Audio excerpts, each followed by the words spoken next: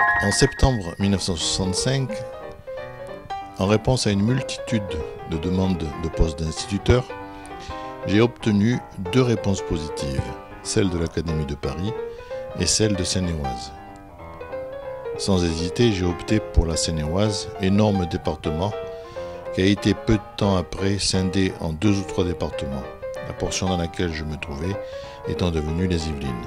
Sur les tuyaux d'un collègue qui est devenu copain, je veux parler de Norbert Altemir, j'ai dégoté une piole chez une dame âgée, qui est devenue la Mémé Gelin. C'est sur les toits de la maison de la Mémé Gelin que nous passions le plus clair de notre temps, parce que depuis là, il y avait une vue magnifique sur la vallée de la Seine. Au risque de nous casser la figure, nous emportions là-haut postes de radio et pipeaux, ce qui faisait dire à la Mémé: c'est bizarre, par moments j'ai l'impression d'entendre de la musique qui vient du toit. Souvent le jeudi, nous consacrions une part de notre petit budget à faire une virée dans la capitale. Le train nous y conduisait rapidement et le métro faisait le reste. Nos points de chute étaient souvent les grands magasins, surtout quand il faisait froid, ou les libraires pour essayer d'avoir des spécimens, ces livres que l'on peut avoir gratuitement. Cette fois-là, le beau temps nous avait conduits au Jardin des Plantes. Ce lieu avait un grand avantage, celui d'offrir une entrée gratuite.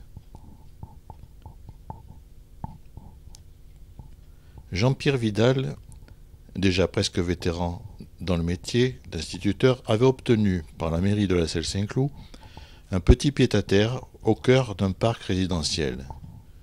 Un pied-à-terre si petit qu'il a pris spontanément le dénominatif de pissotière.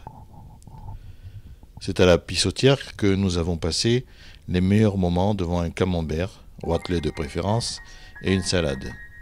C'est aussi à la pissotière que nous avons réalisé les courts-métrages les plus célèbres de la planète.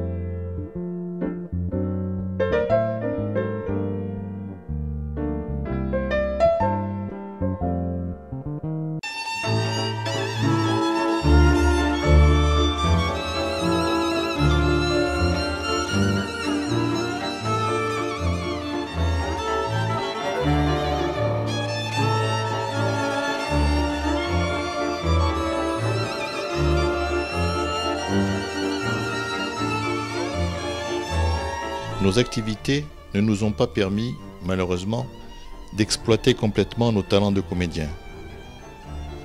Mais ces images sont le témoignage d'une amitié qui a perduré avec Norbert. Nos relations ont par la suite engendré de formidables souvenirs.